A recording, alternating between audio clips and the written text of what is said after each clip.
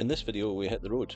We travel from Melbourne, down along the Great Ocean Road, and then we visited the city of Portland before heading into South Australia. It didn't take Anna long to become a fan of something quintessentially Australian. Where are the sausages on?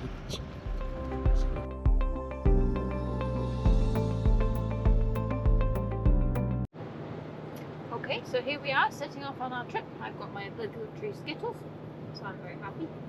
Are you trying to film yourself? No. You just ruined it. Sorry. I'm filming the road. So we are on our first road trip in our motorhome. All set up, all the food and obligatory Skittles that I must have on every road trip that we take. We also got some free stuff with the camper. We got a wee Kia cap, just to be extra Kia. And then we've got Rory driving. So how is it to drive? Like a go-kart. You go pedal and a stop pedal. So. It's big, but yeah, not too bad. Already being held up by people on the road. Sure you're not holding people up? Definitely not. Alright, so we will keep you updated on our travels. Right, here we are guys at our first campsite. We are staying in Torquay, which sounds strange to me because there's a place in Cornwall, but we're in Australia. So here we go, just our first nice wee set up for the night. Now expertly put on bikes that took 3 people, so we're going to have to figure that one out with 2 people. And just Rory having a look at setting the plug up for the first time.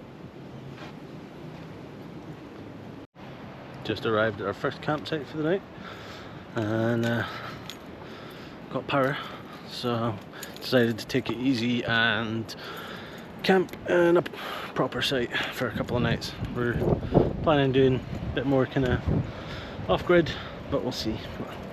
For now we need to figure out all the keys. There's different keys for every single cabinet and stuff on here, so figuring that out. How was my driving? Not bad. This is Anna attempting to get over all our luggage so we can get the sparkling wine we bought about a week ago. I think I've got long legs. Yeah. We'd do a van tour right now, but van's a wee bit of a mess, so we're gonna clean it up, get everything in its rightful place. But one thing I'm super happy about, aircon in the van. It's actually pretty decent. Worth it. Right, so we're having a wee toast. So this is actually a very delicious sparkling wine that we tried or I tried at the very least, when we went to the Rochford estate with our friends and had probably one of the most delicious sous vide lambs that I think I've ever had. I think even Rory enjoyed the lentil sort of salad type dish that was on the side. Even Rory enjoyed it. Yeah. Of course, we haven't quite got champagne flutes for the van yet. We're just going to see how we go with these really nice ripple effect wine glasses from Kmart, which, with my history of breaking things, is probably a better bet than actually anything else. Yeah, Anna breaks things all the time. Our friends in the UK used to say it's not been a weekend with Anna unless there was a couple of wine glasses smashed. At least. Yeah. So. Cheers. Cheers.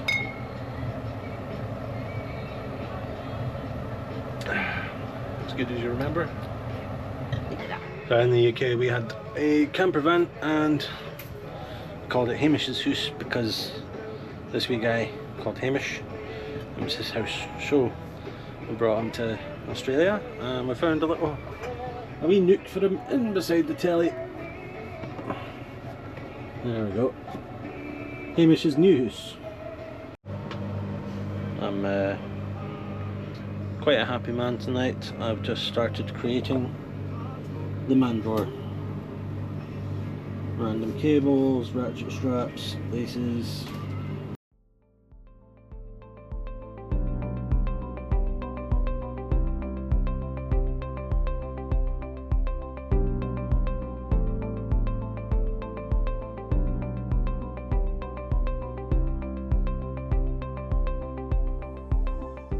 Virtually all along the Great Ocean Road are long sandy beaches and some houses with stunning views.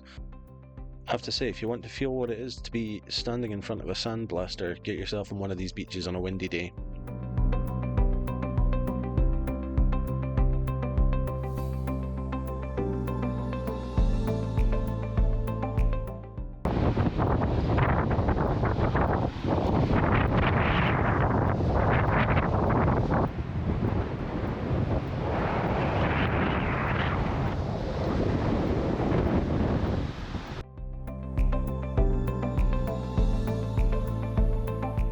Yet again, the Scottish weather had followed us.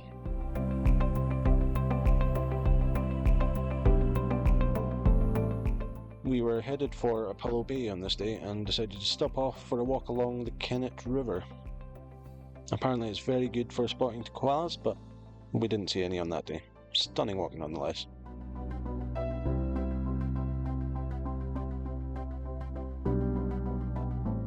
Time for a couple of casts before watching the sunset.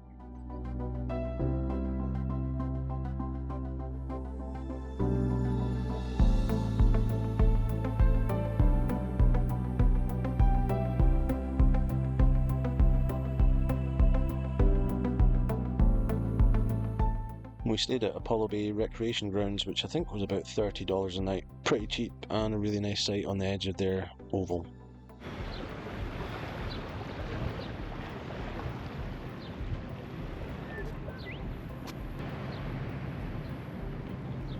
After a cycle round the harbour, we decided to visit the Apollo Bay Gin Distillery and read the history of the SS Casino that was written outside. The casino was a ship that linked Melbourne and many other towns along Great Ocean Road, though that was before the Great Ocean Road existed. The casino sank in 1932, 4 months before the Great Ocean Road opened. We then had to sample a couple of drinks at Australian mainland's southernmost pub.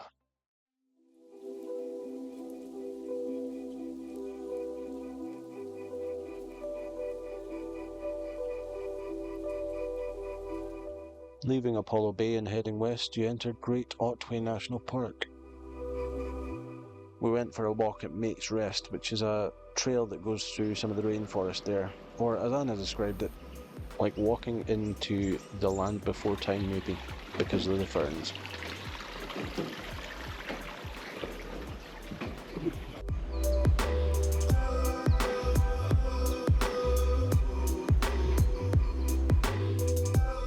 And it was back to the van to head west again, before the van started to give me a bit of a scare. Oh, this is now saying 71. Reserve fuel, drive to a filling station. No, it has come on. Yeah. Should have filled up when we left Apollo Bay this morning. We didn't, because I thought there was a petrol station here, where we are right now, Labbers Hill. There is a petrol station. It just sells petrol, so no diesel. So, let's see if we can make it to Port Campbell without running out of fuel.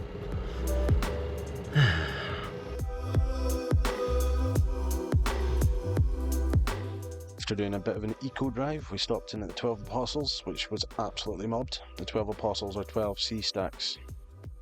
We didn't do any filming here because it was so busy. We then got to Port Campbell, where we thankfully filled up on diesel and had plenty left in the tank, before heading to a place called The Grotto.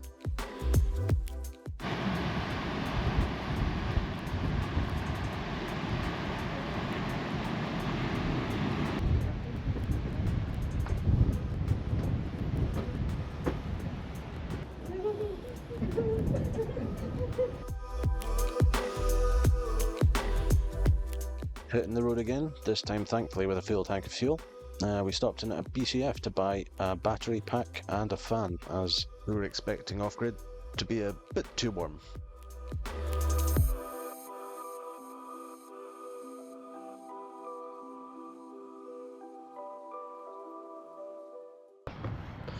Once again we booked into a bit of a nicer site tonight. Bought the battery pack today so we could do a bit more off-grid, very noisy birds, from tomorrow or the next day onwards. But tonight we saw a site, $40 a night, so about £20, Great British pounds. Which is nothing, and this site was called Ensuite. Never heard of an ensuite campsite before, so I thought we'd give it a go for 20 quid a night. There's our van, motorhome, and there's our ensuite.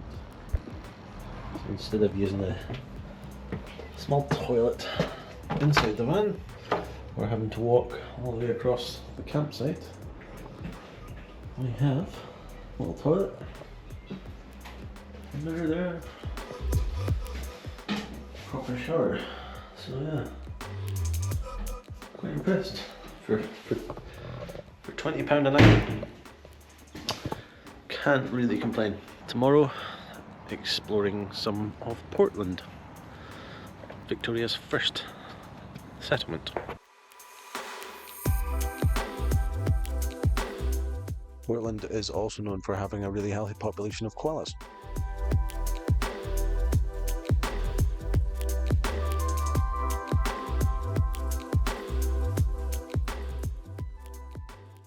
So, Rory made us walk all the way outside the campsite because he insisted that the koalas were outside the campsite. However, we've just looked over the fence. This is our campsite. And he's just there, watching us. Shut up.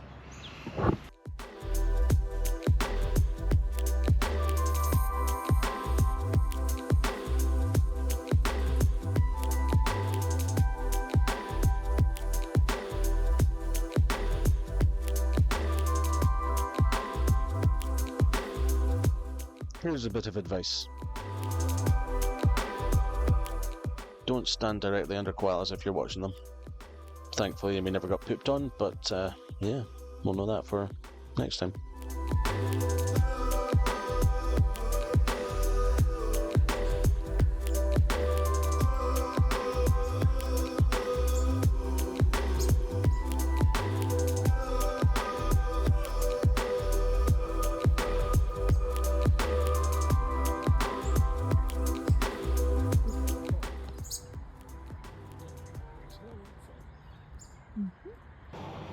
So in Portland, in Victoria, which was the first settlement of Victoria, some call it the birthplace of Victoria, but yeah, where the first European settlers landed and started looking to set up farming areas. On my own today, because I wanted to come see, they've got a tram here. It's an old cable driven tram, and only started in 2002. It was set up. Some volunteers basically built this tram line and reconditioned some trams that operated in Melbourne from 1895, I believe, and they have it operating here. So I'm gonna take a little ride on it today, and I wasn't particularly interested. So yeah, I'm on my Todd today.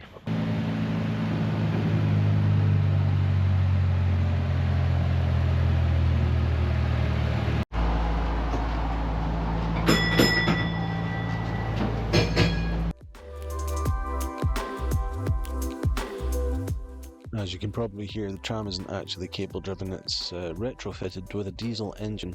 The city of Portland itself, it sits on the shipwreck coast and at the end of the Great Ocean Road, although it didn't have many tourist attractions in town itself. So that's why the cable tram project was established in 1996, to encourage more visitors to the area. In the distance you might make out massive wood chip piles.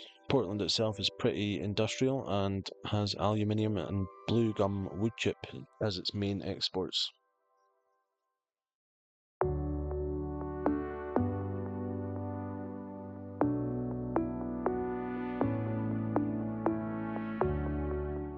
The cable tram depot has perhaps one of the weirdest assortment of stuff that I've ever seen in a little museum.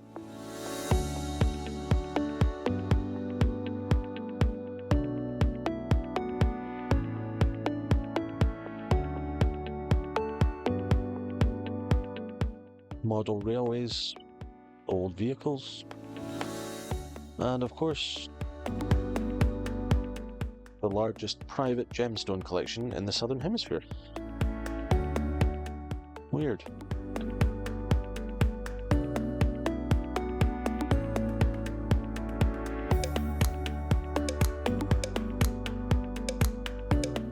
Definitely would say it's worth a visit if you're in the Portland area, though. The volunteers are fantastic, and we got some brilliant advice from the receptionist for BCF buys. Realised I've mentioned BCF a couple of times. BCF is boating, camping, fishing. Probably my new favourite shop.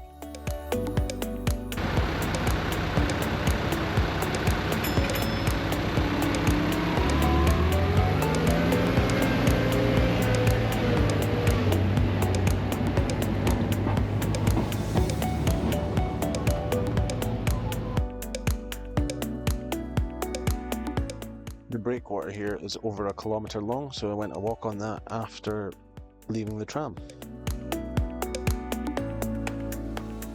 In winter, southern right whales and blue whales are regularly seen off the breakwater, sometimes coming within 100 metres of it.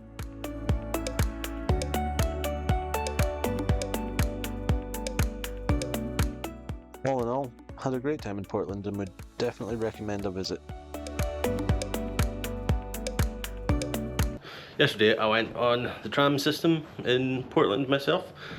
Nice little touristy thing to do. I know, as I said, I was all in my Todd, but I'm going to do it again today because I can. I've also managed to convince someone else to come along with me. Yep. How excited are you for the tram? About it so much. How excited are you for the tram? I may have hyped it up a little. Anyway, from Portland we went on to a place called Cape Bridgewater before heading on to Coorong National Park.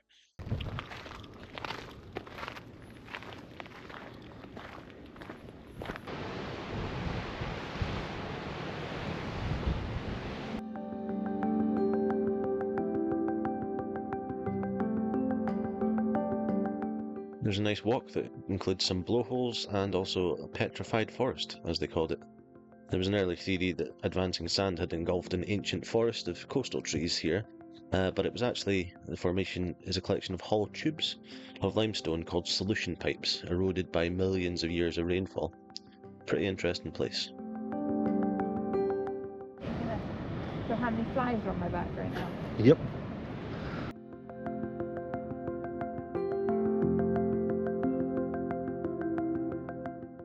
What did you say about these things? I said they look like chairs that have been carved out for like the gnomes or the elves to sit in and watch.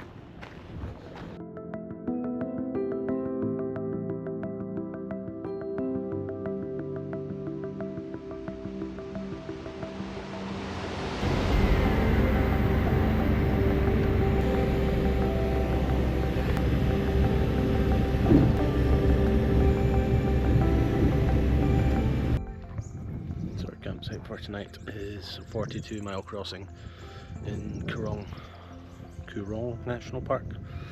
It was $18 a night, staying here for a couple of nights just to see how we get on without aircon. It's been a pretty hot day, and yeah, being Scottish, I'm not particularly great with the heat, but sure I'll get used to it. But yeah, campsite tonight, stunning. $18 a night, can't complain at all, especially when you've got Company like this.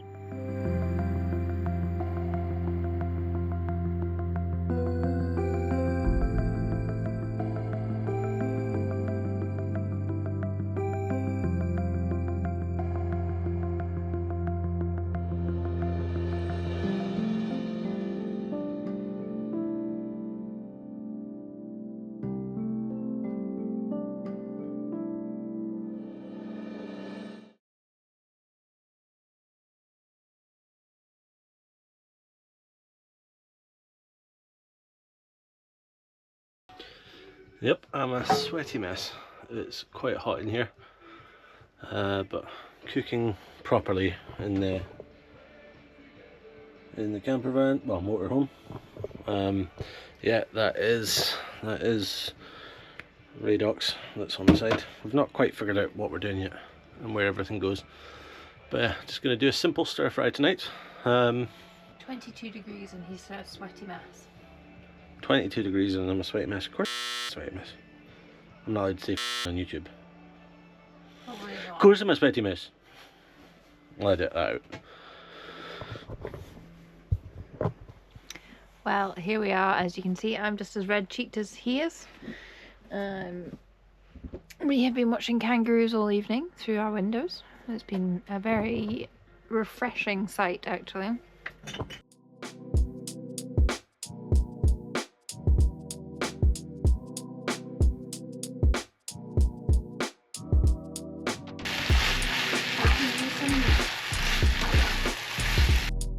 Time to serve up the first proper meal I'd cooked in the van.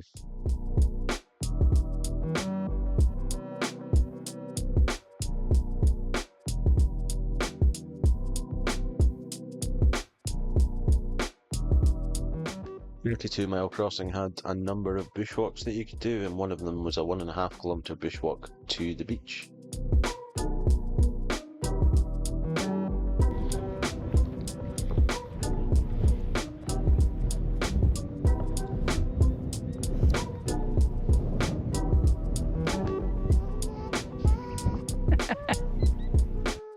There was plenty of wildlife along the walk, including skinks, fire ants, and emus. And once you get to the beach, which is the longest in Australia at 194 kilometres long, you can once again experience the feeling of being sandblasted.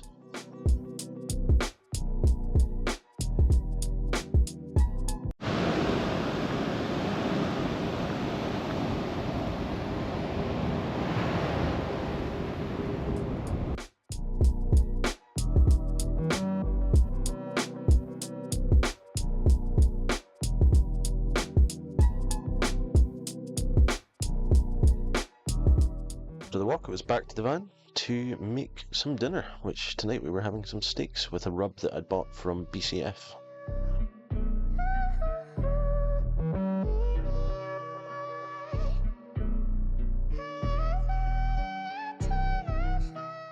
And I paired the steak with some nice grilled courgette and potato.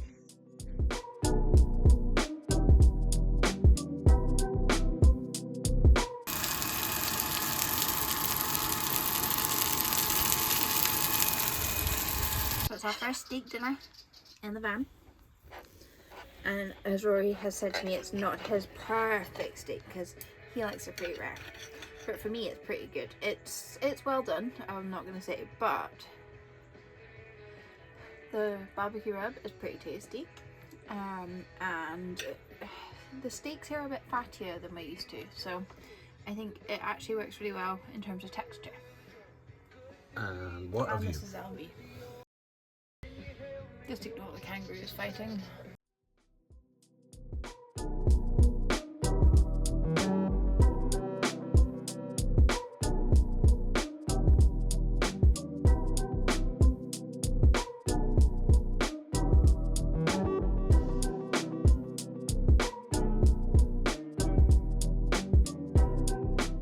We both loved this campsite. The views, the emus, the kangaroos, lots of ooze in the Coorong.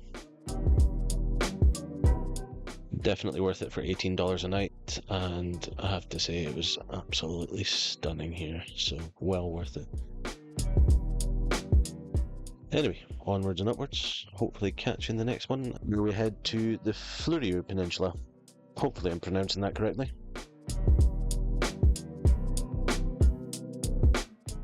Oh, and likey and subscribey and all that jazz. Cheers for watching.